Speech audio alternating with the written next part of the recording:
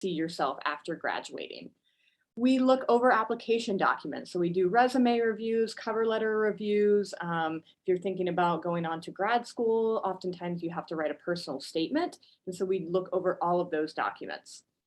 We do interview coaching. We do mock interviews where we can record you and see how you interact and kind of talk about it afterwards.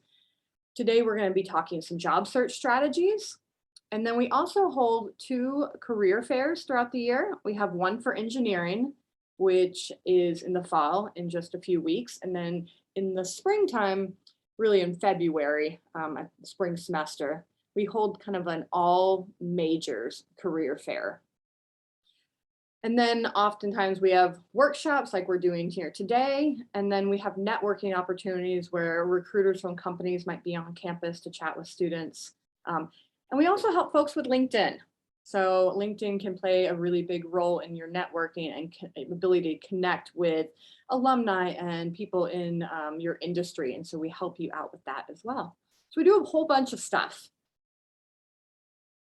And so I want to talk about, before we kind of get into kind of the nitty gritty of job searching, I just want to talk a little bit about kind of thinking about what is it really like to get a job here in the US, and just kind of bringing a little bit of reality to this. And, you know, Sarah and Mireille, feel free to chime in if you'd like to, but I just want to be totally honest, it can be challenging. It can be challenging to find a position with a US company. It does not mean that it isn't a reality. I mean, there are jobs that absolutely exist, but sometimes it's going to take some extra effort on your part.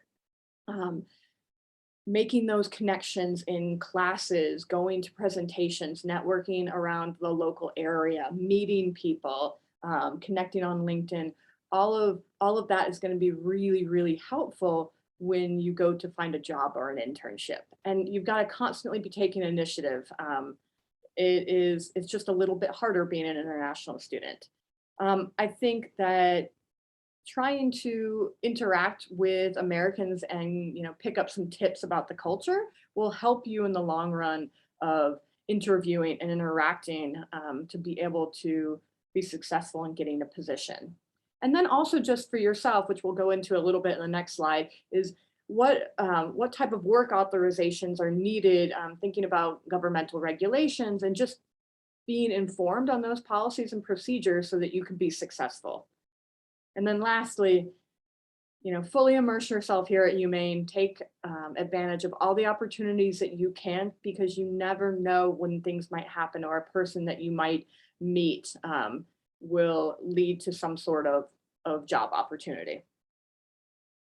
Anything to add there, Sarah or Mireille? Well, I think on the next slide, we can talk a little bit about. Yeah, all right. Just for info, Sarah, I've got a section on on-campus jobs, and then the next one is for off-campus jobs. Okay. Okay, so, and as everyone probably knows, because when you went to orientation, when you first arrived as an international student, you know, if you recall, we told you that you were allowed to work on campus up to 20 hours per week during the sessions, spring and fall terms. And then you can work usually 40 hours or so. Sometimes student employment has a limit of 40 hours. Sometimes you could work more if they allow that during the breaks. And F1 students, you just go get the job and, you know, fill out the application. And then if you need a social security number, you would work through our office to help you with that. But if you're a J1 student, there is an additional letter that you would need from our office. So in addition to possibly having to come to us to help get the social security number, make sure you get that special work authorization letter from us. And then of course, grad students, you should know that your assistantship is essentially your 20-hour-a-week job. So there's really, during spring and fall semesters, there's really not an opportunity to get another job on top of that. All right. And then for students who are interested in working off campus, So once you have been here a full academic year, so that's 2 semesters, you are eligible for curricular practical training, or CPT as we call it, for F1 students. And that is something that is in your major, you're getting credit for it. There's a whole application process through our office that you would need to do to get authorized. This is one of the workshops Mireille will be holding. And again, she's posted that link in the website. So CPT is more for internships during your study. It should not be used as any kind of like pathway to a more permanent job. And, you know, unfortunately, the regulations around CPT are a little bit gray. So often students will want to sort of like mold it to their needs, but more and more we're seeing the Immigration Service have problems with that. So you may see us kind of tightening some of the restrictions around CPT as we go on. And then it's actually optional practical training, OPT, is work authorization that most people apply for after they graduate. So this is like once you graduate with your degree, you go out into the world to get your first job. Also has to be in your field of study. There's quite a bit of reporting around it in terms of, you know, telling OIP where you're working, and you need to be employed during most of that time. There's a limited number of days where you could be unemployed. And that is an application that you is processed through USCIS. So it's a longer term thing. CPT, like you submit the application to us and Mireille or I will approve it. Whereas OPT, you send it to the US Immigration Service, and it's a much longer processing time that we don't really have control over. So I think in the previous slide, Lisa had mentioned just the timing of things. So you want to make sure that, you know, you're putting these applications in plenty of time so that when you have, you know, you get the job offer, you can go to them and say, yep, I am authorized to work and I'm ready to start on July 1 or wherever. And then if you're in a J1 category, then you have something called academic training. And rather than doing 2 different kinds of training, they just call it academic training, and you can use it either during your studies or after your studies. And depending on how long you're here in the US on your J1 visa, that kind of determines how long, in certain cases, how long you might get academic training for. But if you're graduating with your PhD, you actually have 36 months, I think, of academic training. And the other nice thing about academic training is it's also processed through our office. And so it's not a lengthy procedure. However, there are some very firm deadlines that you have to meet. And so definitely attend a training that Mireille will be holding so that you know what those deadlines are and you don't miss your chance. Mireille, anything to add to that?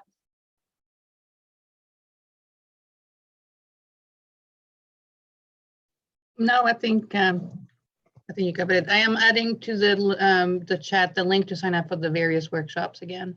Okay, great. And I guess one thing I would say is, you know, especially when you're searching for jobs, and I know at least one person who registered had this question, you know, it can be a little tricky, right? Because people are asking, usually during the application process, are you a US citizen? Do you need sponsorship? So it can be confusing about how you answer those questions. So I would not assume that just because you're saying, yes, I need sponsorship, that they're not going to look at you. I think just in many cases, they just want to know like what to expect. Many companies sponsor people, people come on OPT and then they go to H-1B and they will sponsor. So don't be too afraid of those questions.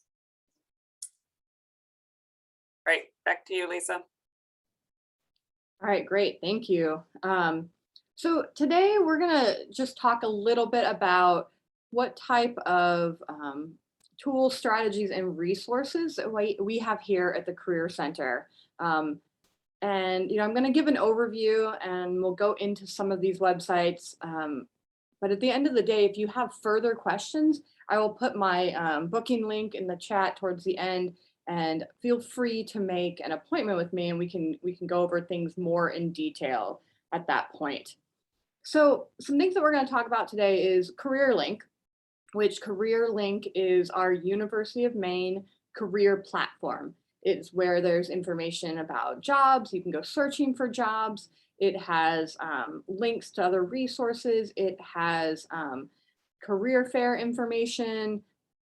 All of that is within that CareerLink platform.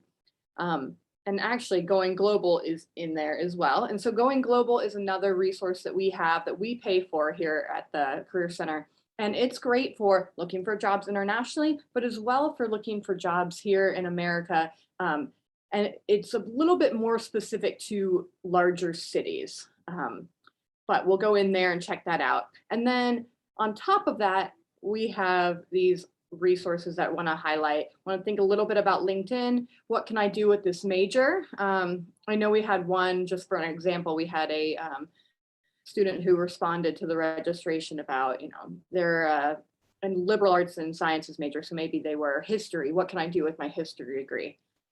Ooh, that what can I do with this major is a really great one. And then Infobase is one more that we'll talk about and go into, that can give you information about different careers and then also link it to jobs. So I think for right now, I'm going to get out of here and I'm going to stop sharing, and I'm going to actually just share our website and do things from there. All right, let me pull up a website real quick, so bear with me.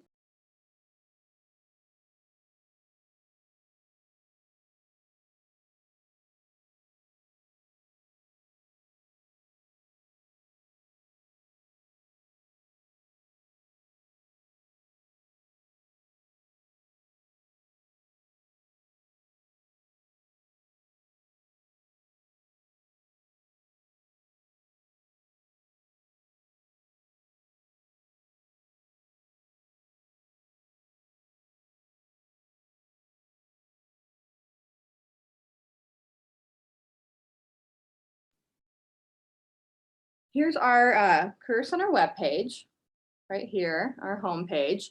And so I think first we're going to go into CareerLink. So like I said, CareerLink is our University of Maine platform. Every one of you already has a login, and so, but you may not know the password. So you need to go here to forgot your password. It is not single sign-on, meaning that your Main Street, your portal information and password are not the same as here. So if you have not logged into CareerLink yet, you're going to go to forgot your password. So I'm going to log in.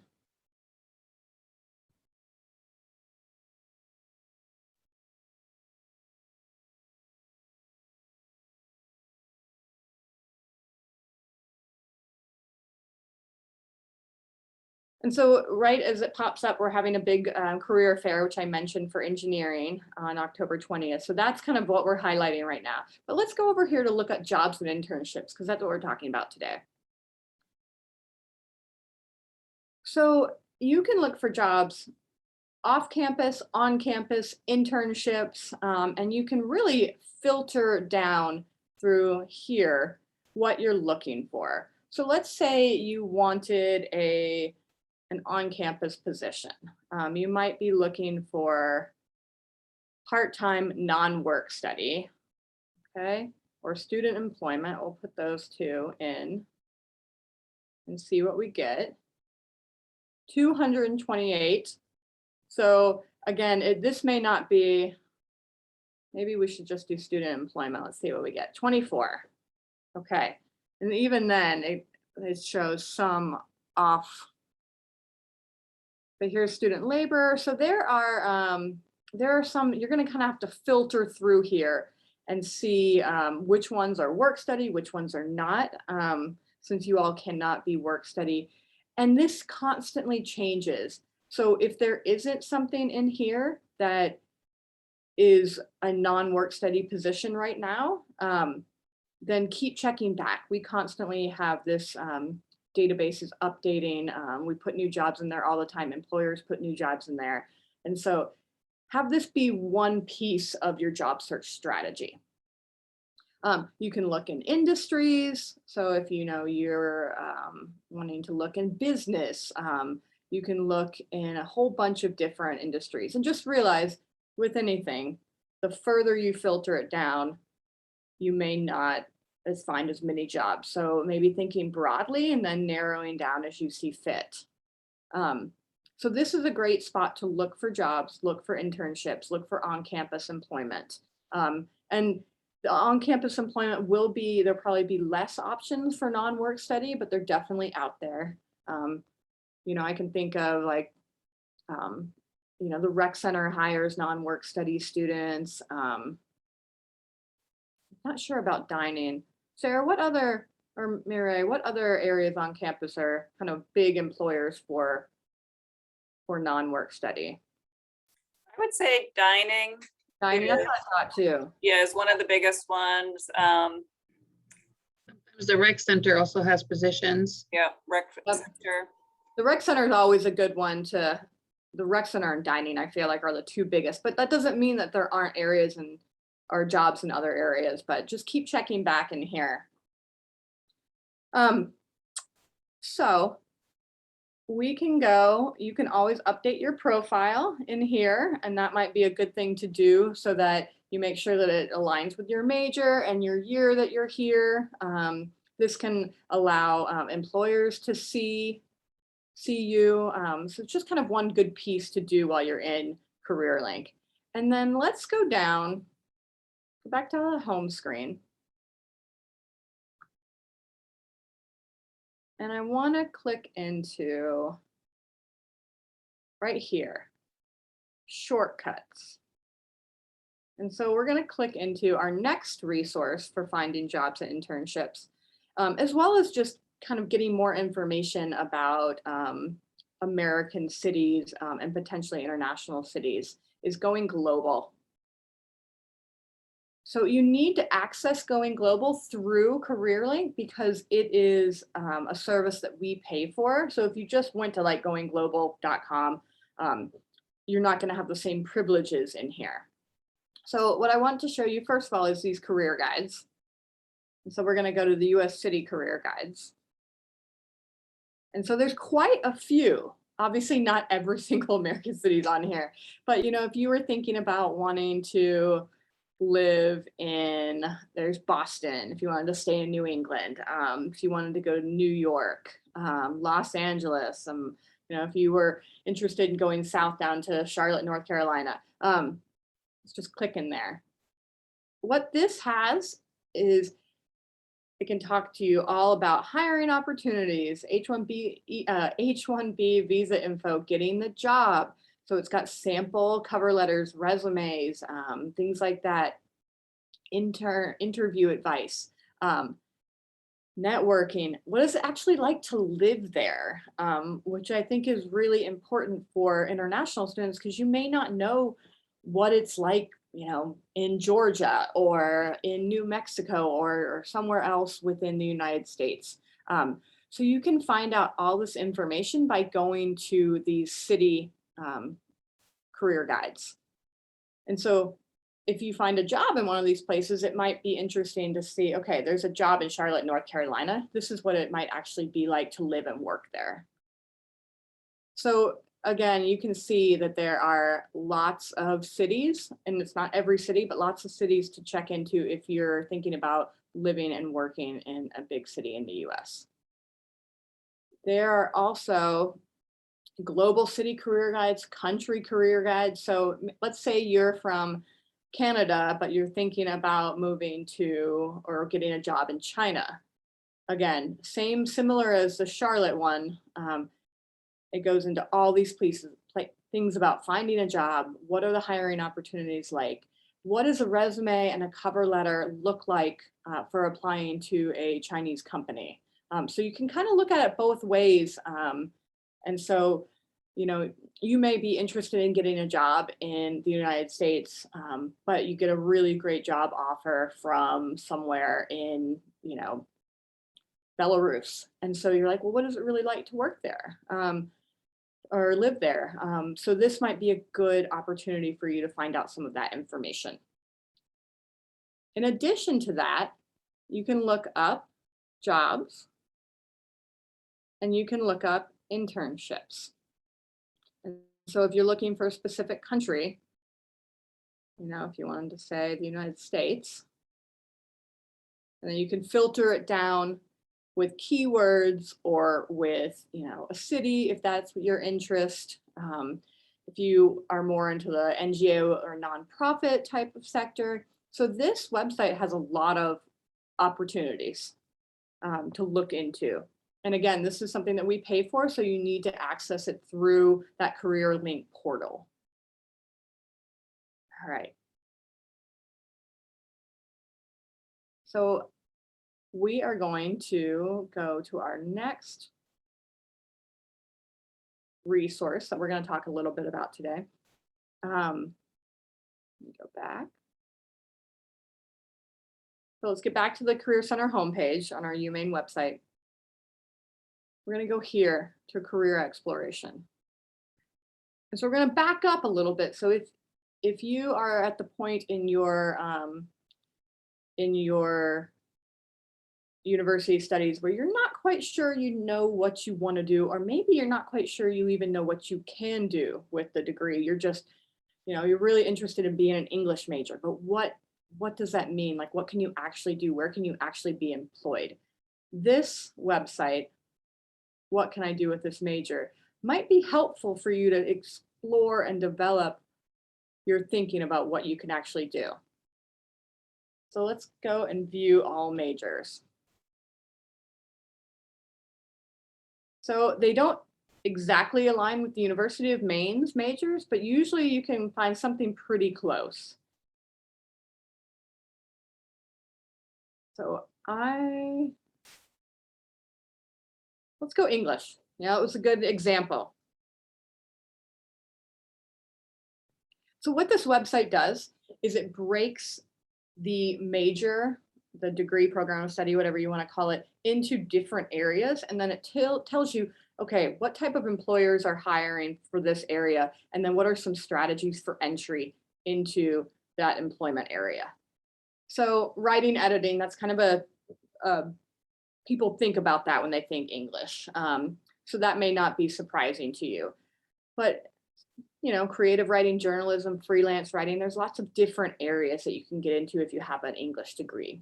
And who hires people in that area? So anywhere from, you know, the universities to governmental agencies to newspapers, you know, small, large companies, tons of places for this. And then strategies of getting in. So as you'll go down, you'll see that there's also a technical communication area for English majors, a publishing area, education area, advertising, public relations, law. A lot of English majors might go on to law school or paralegal work, something along those lines, business. And then at the very bottom, there's a bunch of links that can lead you in a bunch of different areas that may help you with that exploration process of what you can do with that major. So this can be accessed directly on our home or off of our career exploration page. And then one of the last pieces that I want to talk about is Infobase. And so I enjoy using the what can I do with this major along with Infobase. And I find it's helpful to start really getting more information about a specific career versus what can I do with this major. It gives you some areas that you can think about. This will help narrow it down for you.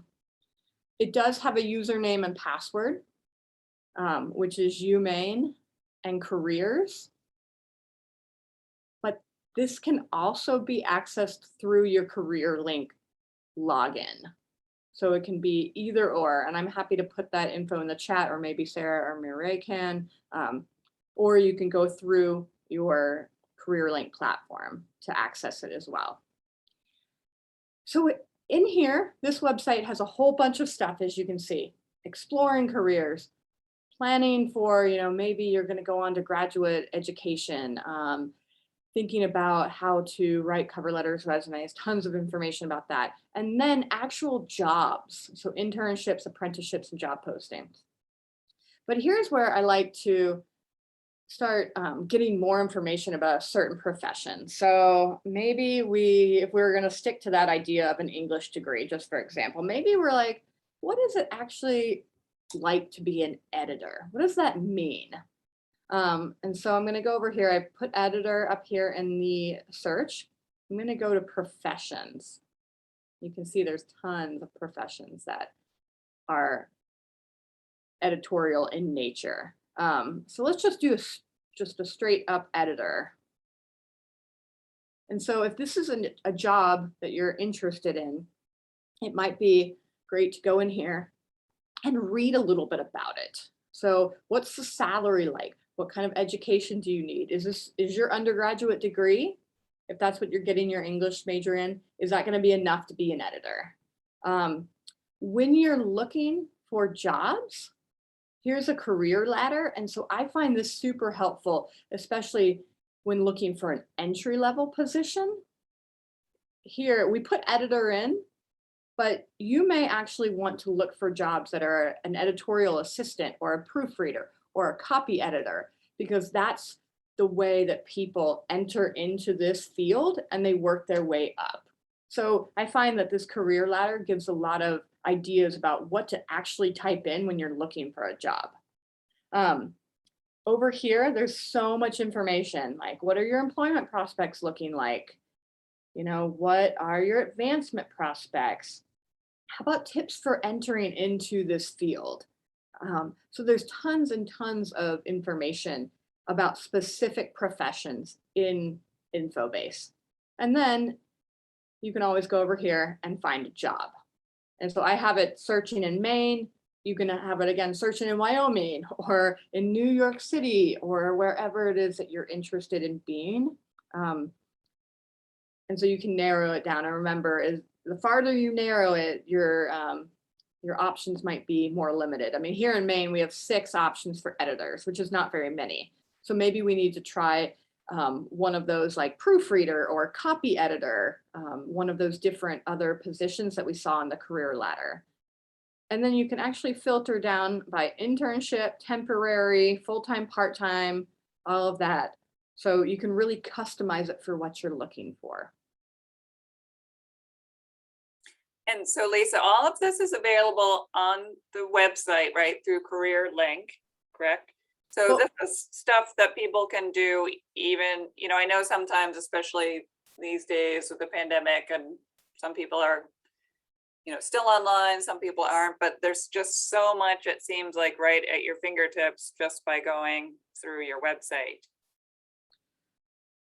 correct, Sarah. We have so many resources that are directly on the website or through CareerLink that people can do some self-exploring. You can look for jobs on your own. You can research professions on your own to see about what are you really interested in. You can look for internship opportunities. And again, you can do all of this on your own, within your own time.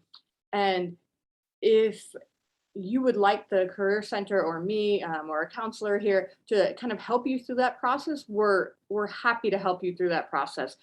But there's a lot you can do on your own. So they're right here under career exploration, which on our homepage, you get there right here. Or like you mentioned, Sarah, if I'm to log back into CareerLink, I'll just show this one more time.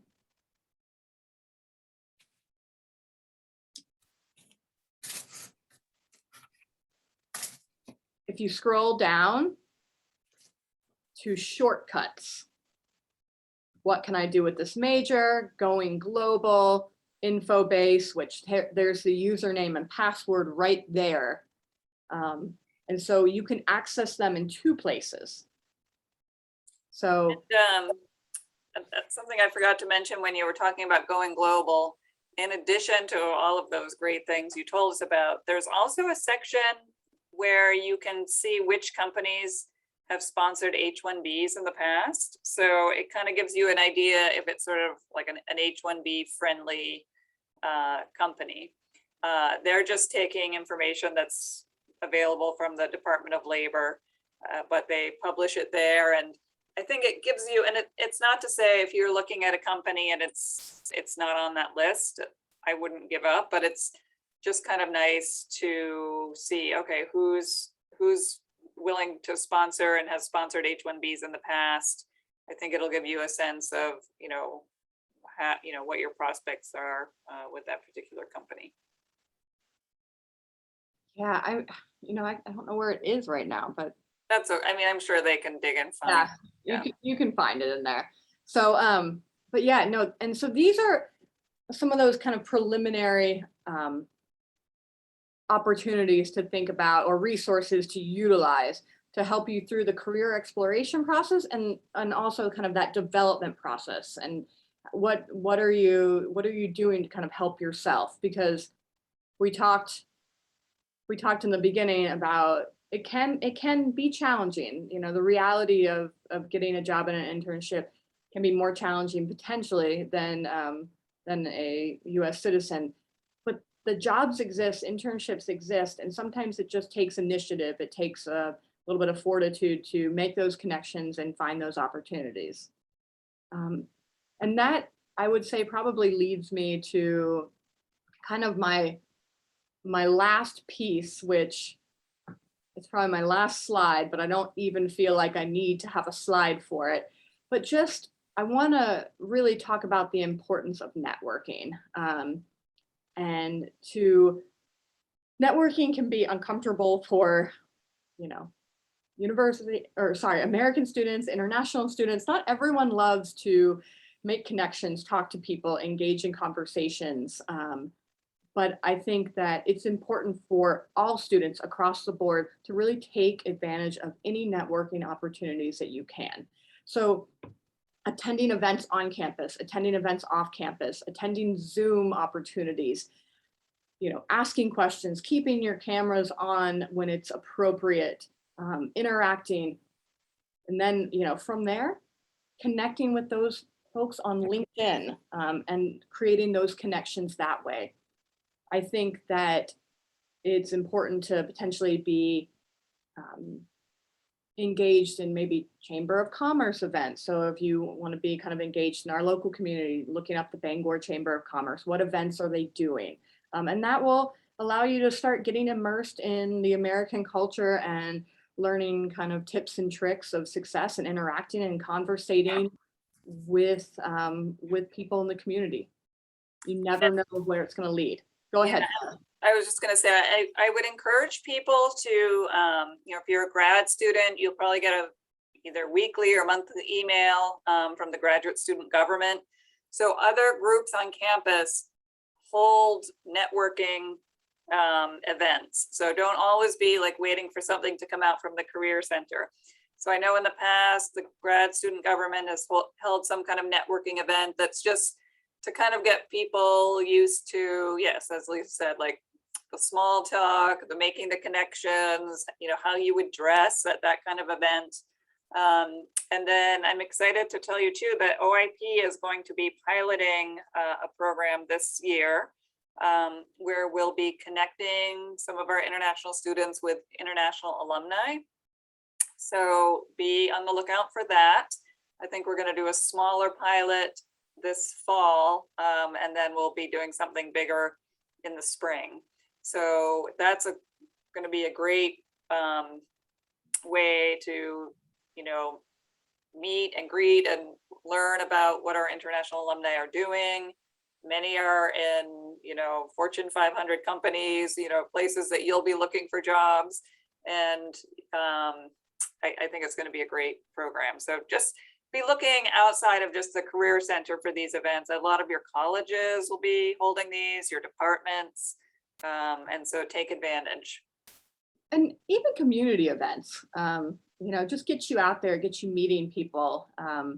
And I would absolutely look for, your department events and just any events on campus. You're right. It does not need to be Career Center focused. I mean, we are just one tiny small bit at the university. And so look for these networking opportunities out and about.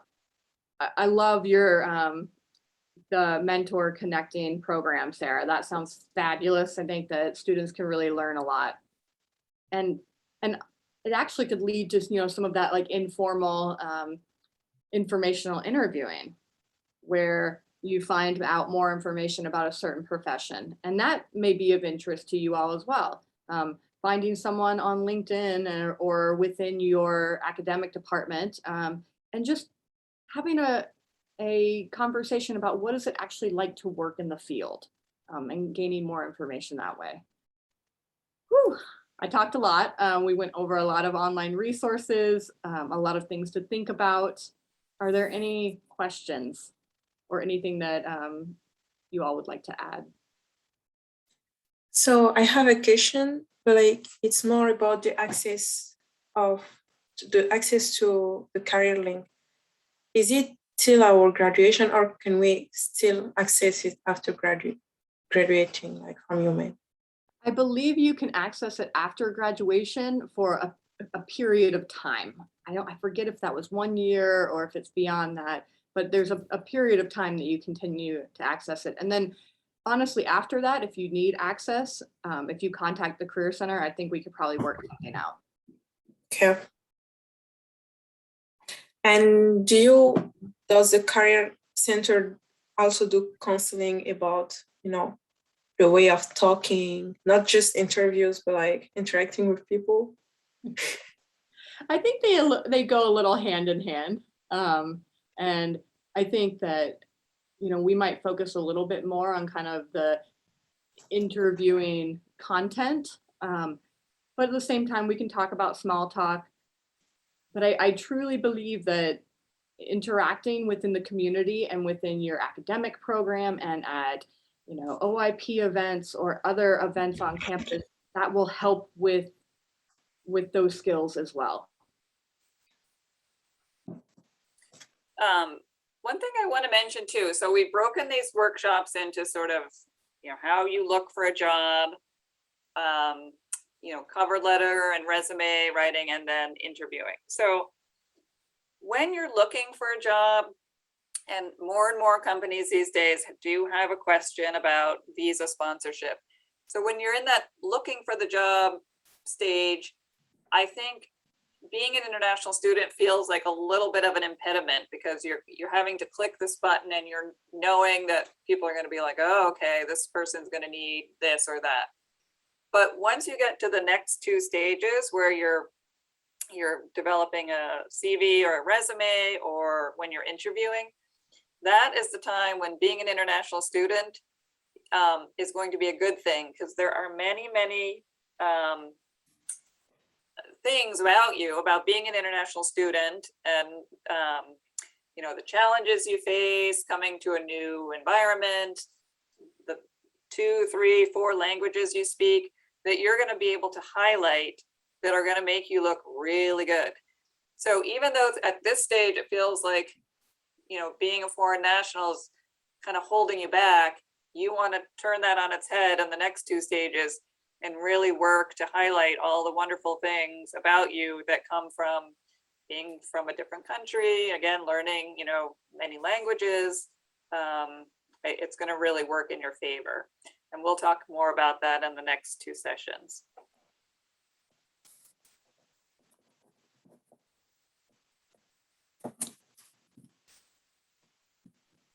All right. Did we ever figure out the poll, Sarah?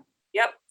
Yeah, Okay. so we wanted to see how people are feeling. I know in many ways, Zoom is very convenient for everybody, but we also know it's kind of nice to be in person for some things too. So I'm going to just put the poll up to get a sense of what people are feeling for the next meetings. Can you guys see that?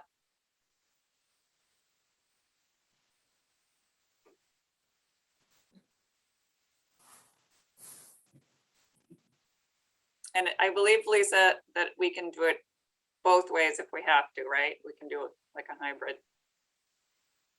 We can have Zoom as an option while we're in person in the Career Center. Okay. All right, 5 more seconds. 5, 4, 3, 2, 1. Okay.